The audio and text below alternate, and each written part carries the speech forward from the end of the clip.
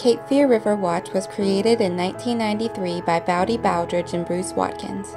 It was created in order to improve the water quality of the lower Cape Fear River Basin and to protect it through actions, advocacy, and the education of the public. The founders imagined a nonprofit organization that was permanent, open to everyone, and dedicated to the improvement and preservation of the Cape Fear River Basin, which is the largest river basin in North Carolina. Among its small staff of only 5 people is Kaylin Plummer Hernandez. Kaylin is the education coordinator for Cape Fear River Watch. She is a wildlife biologist from Arkansas who has come a long way in her career and ended up at Cape Fear River Watch, where she utilizes her passion for the environment and the education of children. When Kaylin was asked what Cape Fear River Watch does and why there is a need for the organization, this is what she said. So Cape Fear River Watch is a 501c3 nonprofit environmental organization, and we are tasked with taking care of the lower Cape Fear River Basin. So not just the Cape Fear River, but all the watersheds surrounding the lower Cape Fear River. And we do that through action and advocacy and through education. And I'm the education coordinator there. There's a need for Cape Fear River Watch because we're the only nonprofit environmental group looking after what's happening on the river. And so we kind of try to be the voice of the river. So when issues come up that can impact the environmental health of not only the river and wildlife and the environment around it, but also human health associated with the Cape Fear River, we want to make sure we're part of those discussions going on, whether it's in Congress or here with our local county commissioners. The need for Cape Fear River Watch is evident. Without the organization, who knows what the river might look like today? But what are they doing exactly to impact the region both environmentally and educationally? Kaylin was asked that exact question, and her answer was amazing. Well, Cape Fear River Watch is involved with a lot of activities. Some of the things we do just to kind of make an impact on individuals and how they think about the river. We have our Saturday series, so we have like a paddle series, and we have one this weekend on Smith Creek, and that's just a way to get people out on the river and all these tributaries that lead into the river, because we feel like the way to get people to care about the river is to get them out on it. And so this weekend we have 55 people signed up for the paddle. And along the way we sort of, we talk about the history of the river, we talk about what we're seeing with wildlife and changes in the environment around us. And so just that's a way for us to get to individual people in the community. And then we have First Saturday seminars, where we have speakers come from all over the community and give presentations for free every first Saturday. And those presentations range from like local wildlife and flora, and also, all the way to like pirates. So we have all kinds of interesting things like that. And then also we have cleanups, which is that's one way that we directly impact where you can see change. We have monthly cleanups where we get volunteers together on Saturday mornings, and we choose an area within one of our watersheds that is most heavily impacted by trash, and which is something that I enjoy a lot at Cape Fear River Watch, because it's something that can go in, look at the mess, clean up and leave and look at it and go, wow, we just did that. River Watch just did that. And so we cleaned up over 50,000 pounds of trash from our watersheds just last year.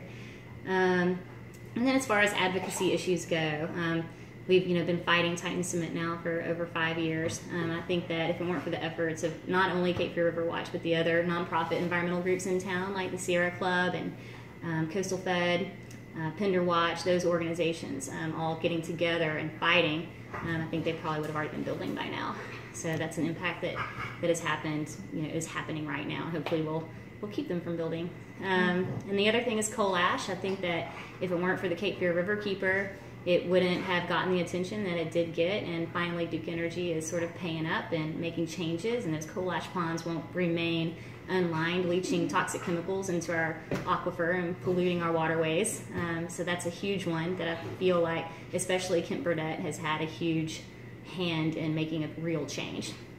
And then as far as education goes, I think for me, what I noticed when I came to Wilmington, having 2 children, it was really tough for me to find a summer camp that I could afford to put my kids in. So I wanted to create a really good eco camp, focusing on watersheds and stormwater runoff, and then making it fun for the kids, getting them out there on the river and on the lakes and Carolina Beach and everywhere. But I wanted to do that to where all kids could participate and enjoy this high quality environmental education. So we offer scholarships to kids from underserved families who normally wouldn't be able to afford it, to make sure that this is available to everyone no matter their family's income level. So environmental justice is a huge part of what we do, and especially with education and Cape Fear River Watch.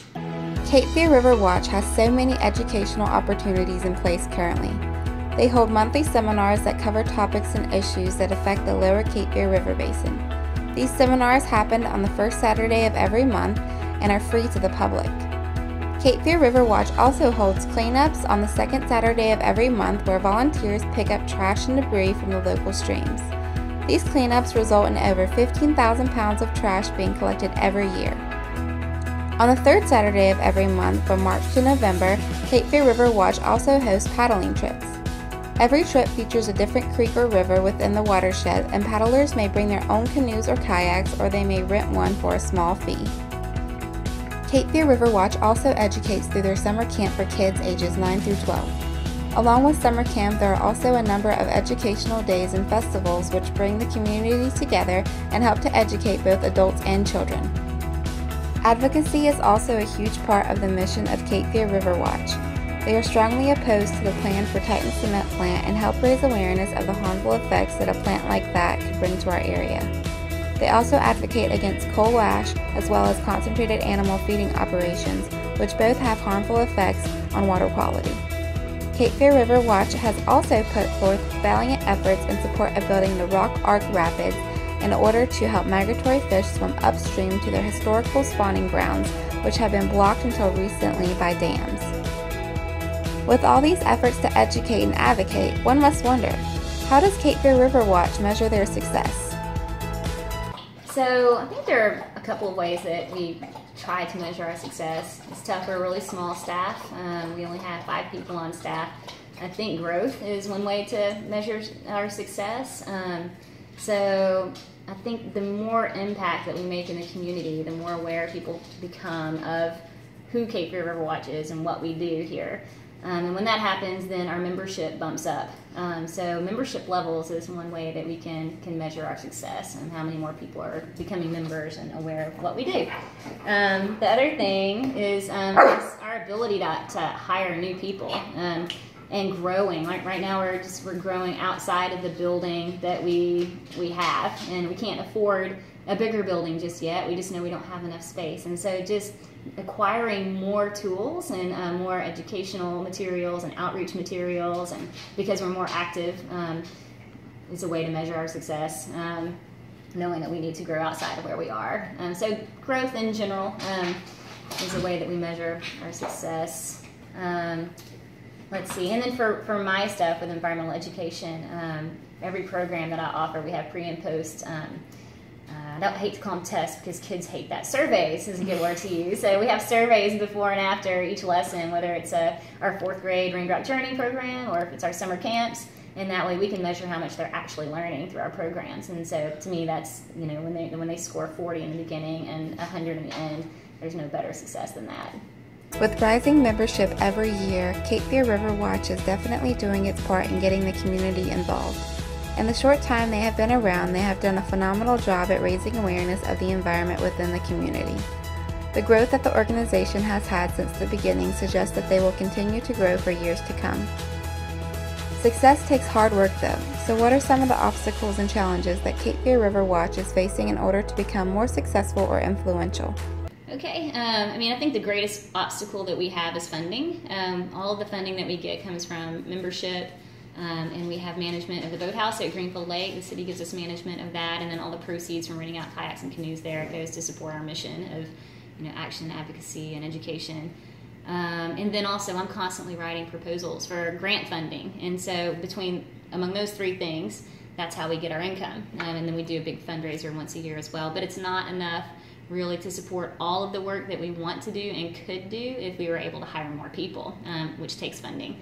And I've found over the years that it's not easy to get funding for things, but it's easier to get funding for things rather than for people. And so that's a big obstacle for us to get over. It's just to bring in more money.